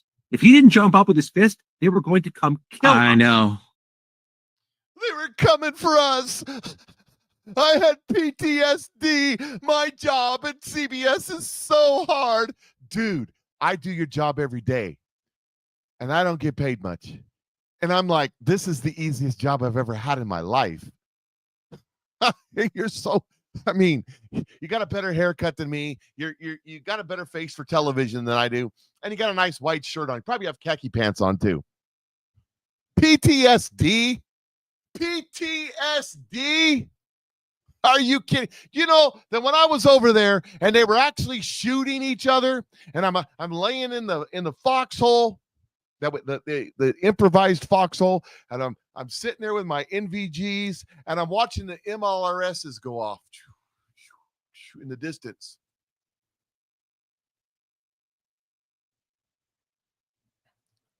Or when I was on a foxhole 5 miles from the Iraqi border. You couldn't really build foxhole. It was like digging in concrete in this particular spot. I think all the sand blew from this spot to the place where we tried to dig foxholes, where the deeper you got, the wider it got. It was just a big pile of sand. But anyways, so we're sitting in this fox, basically made of sandbags. And I don't know, about 2 o'clock in the morning, 2 jets flew over us going supersonic. It was extremely loud. The guy, I was awake because we had to take turns sleeping. So I was awake and I heard it. It scared the crap out of me too, because they come from behind us. And we were kind of on a plateau, and you look down over the valley, and then that was Iraq, and they could see the engines. It's dark out. It's middle of the night. You could see the engines of the jet just get smaller and smaller and smaller and smaller and smaller as it's going down the valley. Down below us in the valley, they're skimming the ground. And old Private Maddox was sitting next to me. He jumps up, gas, gas, gas, puts his gas mask on, freaking out. Oh, this guy says he's suffering from PTSD. You know, we had an M925 truck, and this female soldier was driving the truck. That's the cargo truck, you know, the one with the canopy the guy's riding the back of, or you haul supplies anyways. The era that I was in, the trucks had diesel motors, automatic transmissions, and you could lock them into 6 low, like granny gear 6 low, and that thing would not go very fast, just trudge through just about anything. And at that time, the soldiers would take their duffel bags and their rucksacks and strap them between the cab and the bed. There's a little bit of space there. They would strap them on the wooden plank deals. They'd ratchet strap their duffel bags and whatnot. Well, this gal didn't do a very good job, and the ratchet strap fell off as she was going down the road, caught on the drive shaft, and went and ripped all the air lines off, all the electrical wires off, just everything. So without air pressure, well, the brakes engaged and she couldn't go. So for the 10 or 15 miles she needed to go to get back to the BSA, she dropped it into 6 low, emergency, and drove it in. The hubs were melted down on this thing. It was horrible. And we were so out of 6, all 6 were destroyed. They were heat cracked. They glowing red when she got in there. We had to pick the tire. We thought it was going to catch on fire and take the tires off. So the master sergeant, the motor sergeant, Master Sergeant Jacks, he said with me, "Cook, come with me." He was a Baptist preacher too. "Come with me, Cook. We're gonna go get some parts, because 6 hubs. We need to replace 6 hubs, but we only got 5 in. And here we are in the middle of Iraq at the time. So we went down the road from where our BSA was, and there was a M925 truck flipped over on its side, hauling a 105 howitzer with a bunch of rounds laying around that had spilled out of the truck. And we jacked the truck up and stole hubs off of it, brakes and everything else, to put our truck back together. We stole hubs and stuff from the Iraqis. It's not stealing. It's what do we call that in the military? Tactically appropriated. So here I am with this dubious jack trying to get the hub and everything off this truck with live ordnance for a 105 mobile howitzer all around me. I'm suffering from PTSD. This moron, this And I'm telling you stories of my time when I was over there. And trust me, nowhere near, not even in the ballpark of frontline units, dudes that were sending rounds and taking rounds, real hardcore firefights, nowhere near that kind of thing. I ain't got no PTSD. I don't want it. I ain't got it. But this reporter has the gall. I'm suffering from PTSD because Donald Trump got shot in the ear and the MAGA people were mad at me like I did it or something. Oh, I got PTSD. I got to go take anxiety drugs. Oh, I wonder if the VA will let me come to their hospitals. Oh, because I'm just like the soldiers. I'm just like them. You know, I so much hate. You don't know how much hate I have. Maybe I need to ask for forgiveness. Maybe I need to do some forgiving. With these people, my boss yelled at me. Now I suffer from PTSD. I got to go get the anxiety medicine from my doctor and I can't work anymore. And I got to get on disability because I got PTSD. Oh my God, it's so bad. I'm so sick of hearing that. You don't have PTSD. You have laziness. You have emotional disorder. You need to toughen up a little bit. I'm so tired of that. That just drives me up a wall when these people do that. Comparing your little stress because your boss said something to you, or the police officer pulled me over and wrote me a ticket. Now I have PTSD, or the preacher told me because I'm a little promiscuous and I've got 26 boyfriends and I just see them in order. And the preacher told me I had to change my lifestyle or I was going to go to hell. Oh, I got PTSD. Oh, I'm so tired. I'm so tired of it because there's people who served in the military who watched their buddies disappear in pink mist from a roadside bomb. I have a friend who has to walk around wearing glasses because of the flash from the roadside bomb. He had hundreds of surgeries to put his, I'm not talking about like shades, sunglasses. Hundreds of surgeries. He was a Marine. Hundreds of surgeries to put his body back together. I have another friend who was blown up in a roadside bomb, who has back issues and all this other stuff.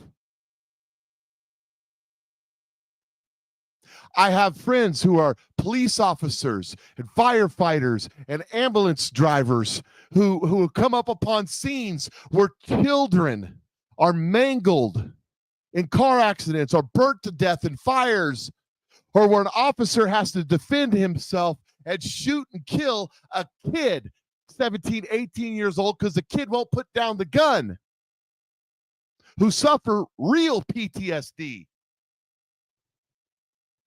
I have a friend who was an ambulance driver and he come up on the scene of his own kid's accident. You want to talk about PTSD? Tired of these stupid fakers like this guy. I have PTSD too.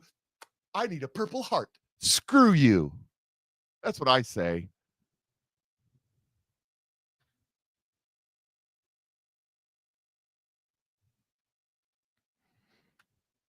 I'm tired of it. I really am. This one thing chaps my hide. I don't let a lot get under me anymore. But when I hear these people say PTSD, I'm like, dude, you don't even know. You don't even know. You're not even close in your little Beltway or New York City where you walk to work and you drink your lattes and life is great. The air conditioner or the heater's blowing and you have no stress in your life whatsoever. PTSD. You don't even know what No, you don't. You have no idea. You know, I have a friend, another friend. He wasn't any first responder, wasn't in the military, but his house caught on fire.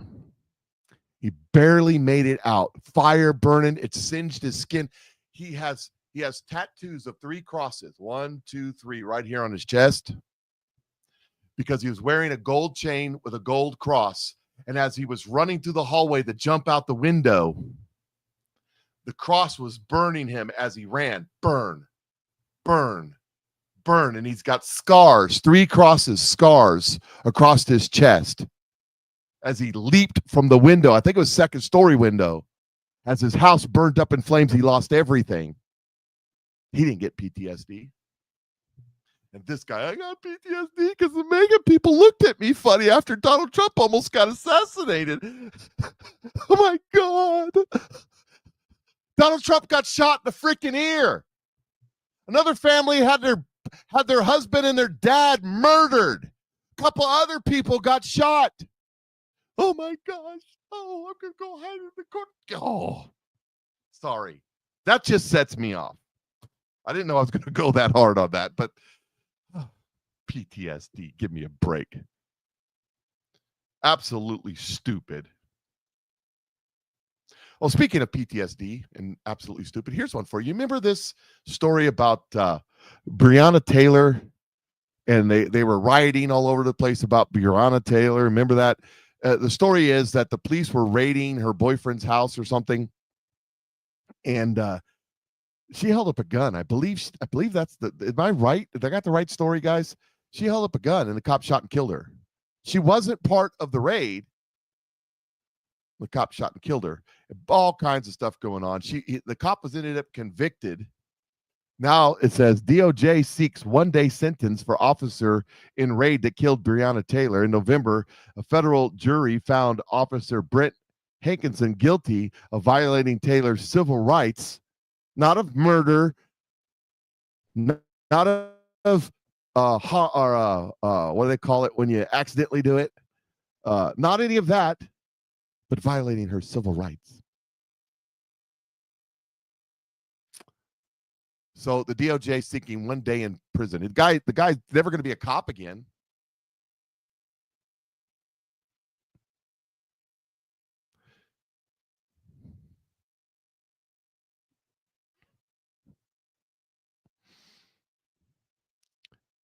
It's just Donald Trump. I was talking about Matrix yesterday.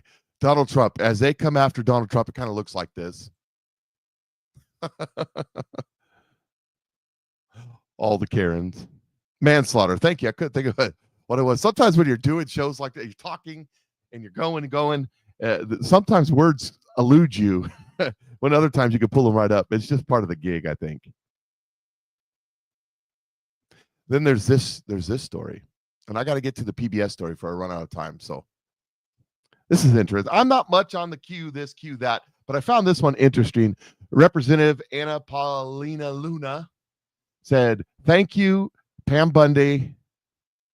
While others were busy trying to knife the president, this was quietly in the works behind the scenes.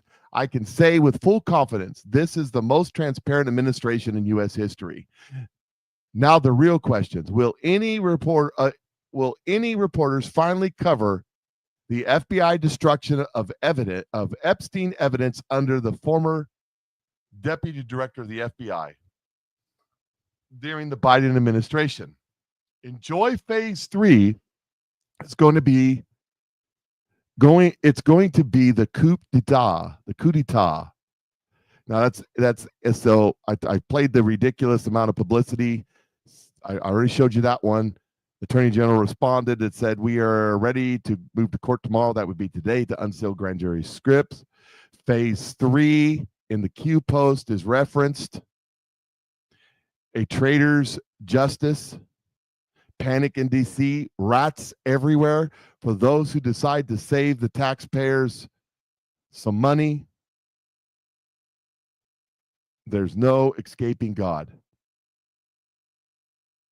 I have said, and I believe it's a word from God. I got it wrong in timing when I said when Donald Trump takes office, because I didn't account for how dug in these people really are.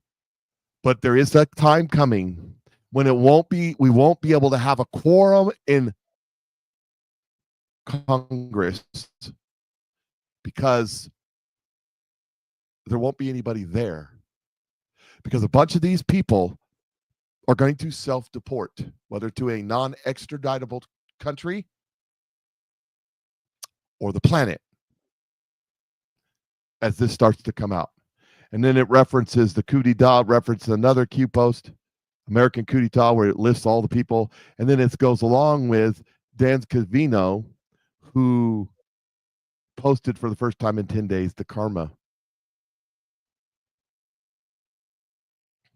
Just something interesting. I don't know. MJ Truth Ultra put that together, by the way. I get a hat tip to him because I don't do that kind of stuff. So, and then there's this. They got him. Everything I just said was totally wrong. They got him. See, the story is that Donald Trump drew a picture of a naked lady and then wrote that stuff inside the naked lady and sent it to the 50th birthday party of the prevert Epstein. And they got him. I'm wrong. They're right. Donald Trump. It's over for Donald Trump. I have it right here. They got him. The walls are closing in. I got the truth. Here it is.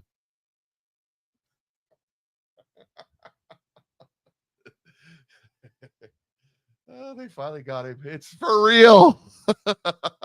You can't make this stuff up, only it's made up. Oh my gosh. We're living in bizarro world.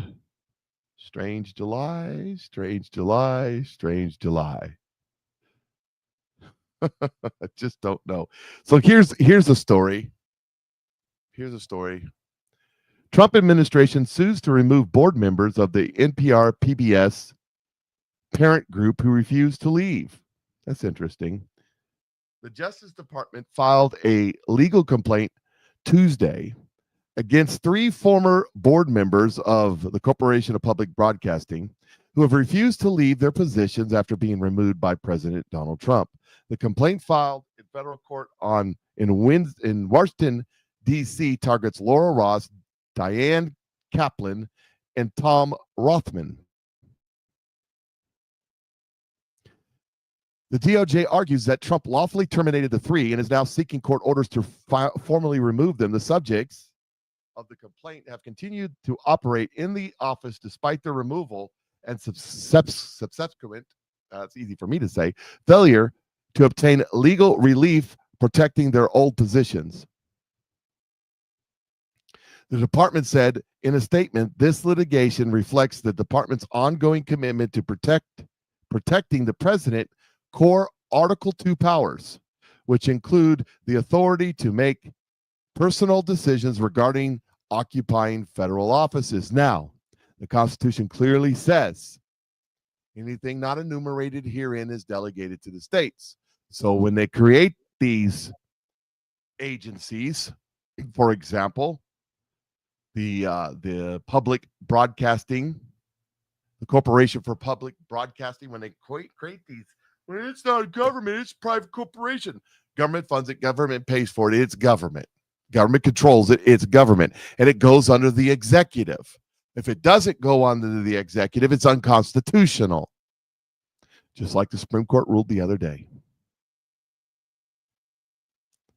So what happened in the last 48 hours, Congress has passed a bill, like $8 billion recession bill, which they are codifying the cuts that Doge made in public broadcasting, in the IRS, in USAID, and a couple other places.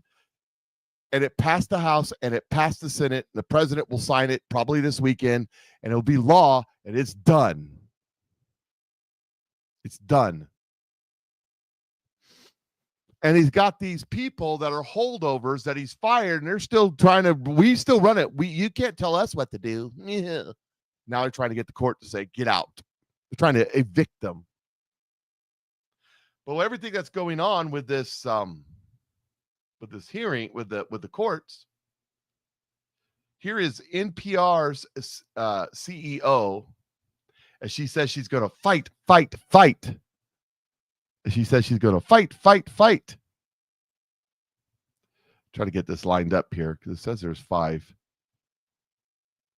We'll just run through a few of these here real quick. I got a little bit of time, and we'll wrap it up. Here she is, CEO of NPR.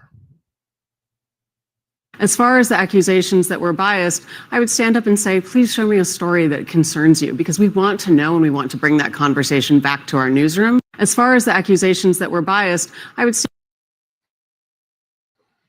She says, please let me know, where am I biased? She said, I'm not biased. I'm not biased at all. And then this is John Kennedy. NPR reported that the country music and birds are racist. I told American people to stop eating beef. So here he is with, please tell me where I'm biased at. So he goes, bet, I'm your Huckleberry. I want to give you a few examples of stories that NPR has published using taxpayer money. I'll just read the headlines. First headline, NPR News Service. Michael Avenatti, quote, a profile of the media savvy attorney. They love Michael Avenatti. You know where Michael Avenatti is today? He's in jail. You know why? He's a crook. But for a while, he was a media darling on NPR. Here's another headline from NPR. How racism became a marketing tool for country music. I kid you not. The American taxpayers are spending $500 million a year to pay a local station to buy content that says country music is racist. Here's another headline from NPR. Donald Trump's long embrace of Vladimir Putin. Remember the Russia Gate? The Steele dossier? NPR was right in there promoting it. Couple more headlines that NPR is putting out there using your tax dollars. This headline, monuments and teams have changed names. Let me say it again. Monuments and teams, presumably sports teams, have changed names as America reckons with racism. Birds are next. I don't know any birds that are racist. Here's another headline. Eating less beef is a climate solution. Eating less beef is a climate solution. I don't have anything against vegetarians.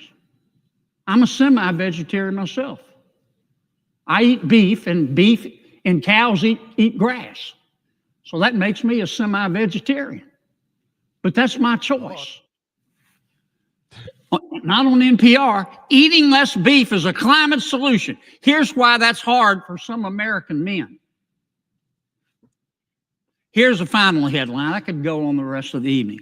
How the Taliban adds to Afghanistan's woes when it comes to climate-fueled disaster. Boy, I can tell you that's on the mind of every person in Afghanistan today, is climate change and the Taliban. I can guarantee you. I don't have a problem with these headlines. This is America. If you want to publish articles like this, which no person with a brain above a single-cell organism would call fair and balanced, if you're a news outlet and you want to publish this kind of stuff, that is your right as an American. We have freedom of the press. We have the First Amendment. You're not free in our country if you can't say what you think. You're not free in our country if you can't express yourself.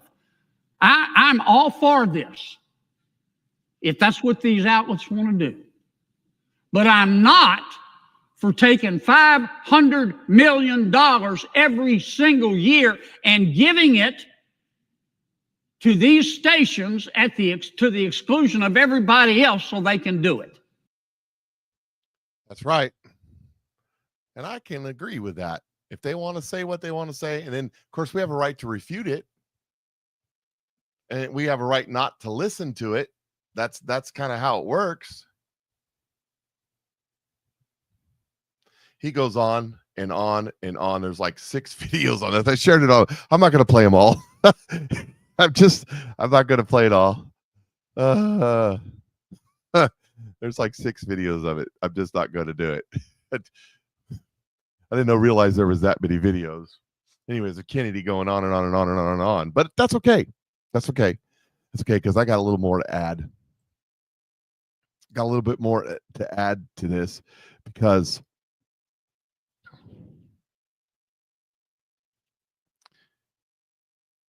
here's another video where they're talking about PBS and what PBS is doing.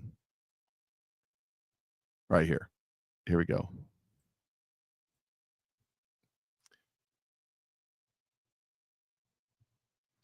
Hell yeah, NPR and PBS should get defunded. The Senate voted today to remove their government subsidies, and the House could make that official later this week. That might explain Elmo's crash out the other day. And CEO of NPR is out here crying like the little bitch she is. As far as the accusations that we're biased, I would stand up and say, please show me a story that concerns you, because we want to know and we want to bring that conversation back to our newsroom. Point to examples? Okay, how about this? We're not covering the Hunter Biden laptop story because it's just pure distraction. Or this one, conspiracy theories about eating bugs is racist. Or this one, the racists are coming for Kamala. Or this one, fat phobia is racist. Everything is racist. Or this one, it's a baseless conspiracy theory that COVID came from a Wuhan lab. Sure, Jan. Why should they be getting taxpayer dollars when they're such propagandist shills? We're literally funding our own brainwashing. Nah, no more government money for them.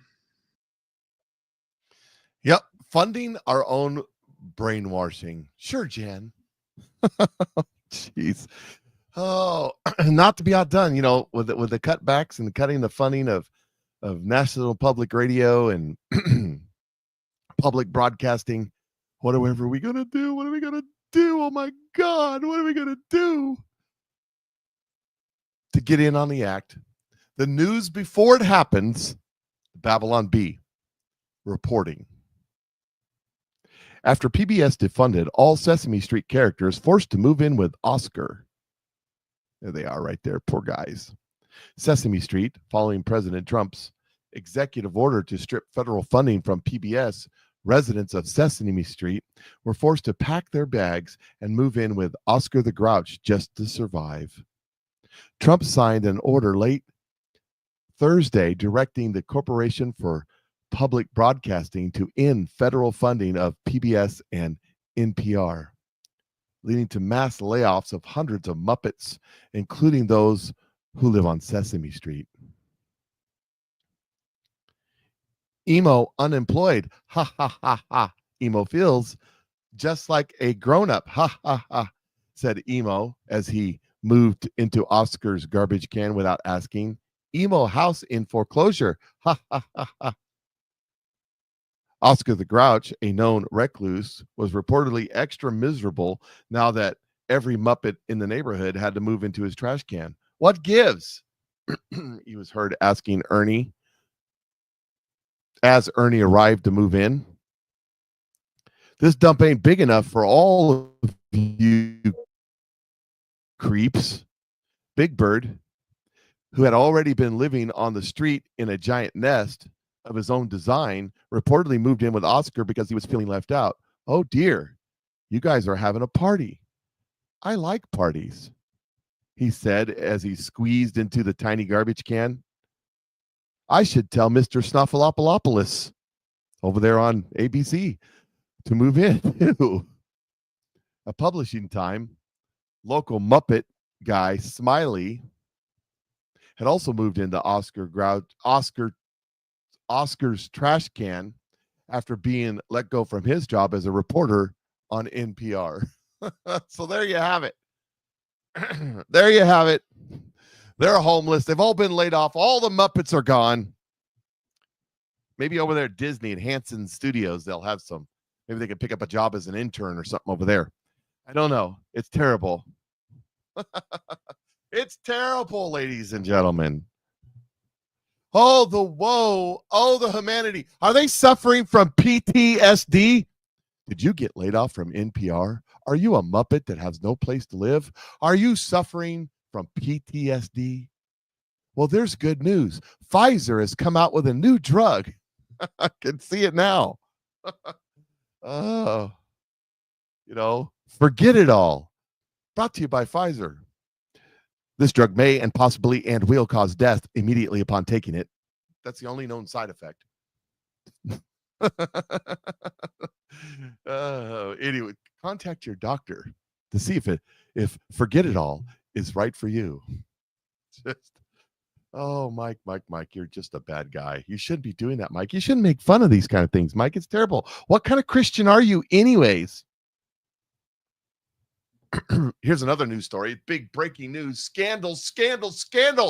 The media's been going, what's up with Donald Trump's legs?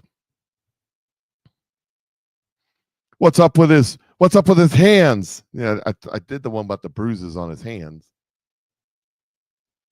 This is the rest of the story. ABC, they just can't help it. Trump diagnosed with chronic venous insufficiency after swelling White House. Now, this is the same media that for 4 years, nothing wrong with him. The guy is chipper and smart. I mean, he's healthy as a horse. He's hanging in there. He's got everything going for him. He has no mental. He gets up at early in the morning. He's up till late at night. He's just work.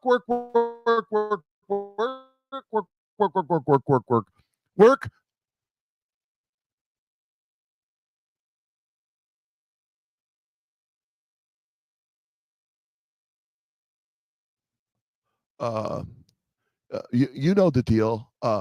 You know the thing. Come on, man. Anyway. Yeah. Remember that? Same people. President Donald Trump underwent medical testing after he had been seen with deep bruises on his hand and swollen legs in recent days. He was diagnosed with chronic venous insufficiency. White House Press Secretary Caroline Levitt said on Thursday. Levitt said Trump noticed mild swelling in his lower legs, which prompted the White House medical team to evaluate him. They concluded that it was chronic venous insufficiency, a condition in which there isn't adequate blood flow from the veins in the legs. This can cause blood to pool, causing swelling in the lower legs. The president underwent comprehensive examination, including diagnostic vascular studies, bilateral lower extremity, like I say all these big words, intravenous, Doppler ultrasounds were performed and revealed chronic venous insufficiency, which is a benign and common condition, particularly in individuals who are 70 years of age, Levitt said on Thursday White House briefing. He's 70 years old, and he has a benign condition that goes along with being 70 years old. You know what would probably help him? Some snow collagen. I'm just saying. Maybe a little bit of Neuva nitrous to open up them, dilate those blood vessels in your body. That might help too. Maybe I ought to send him a letter.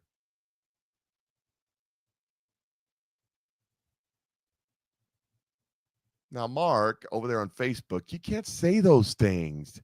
He's talking about all the traitors and pedophiles over there on I don't disagree with you, but you can't say that on Facebook. When I get off here, I'm going to have to take that down because Facebook will get mad at me and they'll take my post down because you post stuff. You can't put that much. Now, you can go over to a girl that's half naked and say you want to do those things to her on Facebook, and it's fine. But you can't say that on shows like mine. So I'm just saying, Mark, I appreciate the sentiment. I agree with you. You just can't. Gotta be careful what you say. You know what I mean?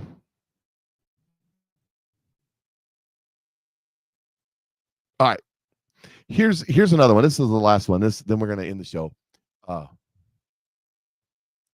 It says Massachusetts Institute of Technology, MIT, lab previously funded in part by Mr. Jeffrey Epstein, hosted a panel where attendees openly discussed the idea of child-sized sex robots to treat pedophiles.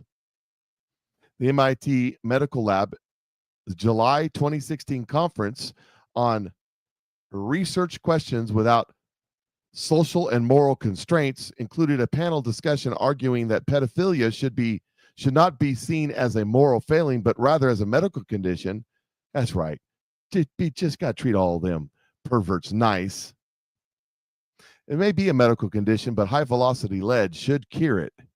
And that the Department of Development of child-sized sex robots is inevitably a transcript and video of the event shows. The Media Lab's ties to disgraced financiers span 17 years. There's that 17 again, period, in which the lab already accepted Epstein's cash donations and facilitated introductions with scientists.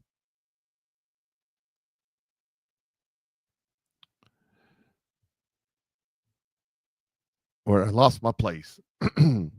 Facilitated introductions to scientists on the campus and off, according to 2020 fact-finding report commissioned by the university.